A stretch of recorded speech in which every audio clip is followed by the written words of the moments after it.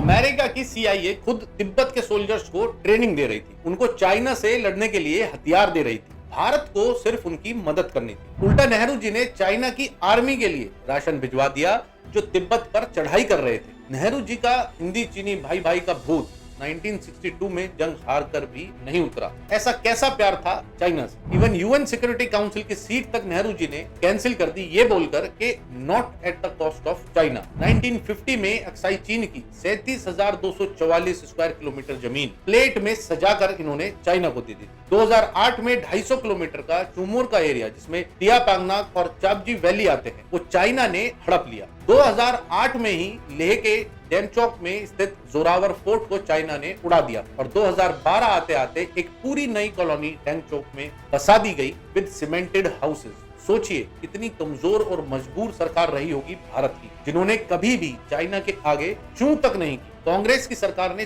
China को भारत के sir पर लाकर बैठा दिया। अब सर पर बैठा है तो उतरते उतरते भी कुछ बाल तो जरूर नोचेगा। और बेशर्मी की हद है कि वही लोग आज मोदी से सवाल पूछ रहे हैं कि चाइना ने कितनी जमीन हड़पी। इन लोगों को सपोर्ट करने वालों को आंख नहीं है या बुद्धि नहीं है? मैं खुद कंफ्यूज हूँ, क्योंकि एक बुद्धिमंद व्यक्ति जिसे सब साफ साफ दिख रहा हो, वो कभी अपने देश में ऐसी सरकार को सपोर्ट नहीं करेगा जो उनके खुद की फैमिलीज की एग्जिस्टेंस पर, उनके फ्यूचर पर सवाल खड़ा कर दे। जय हिंद।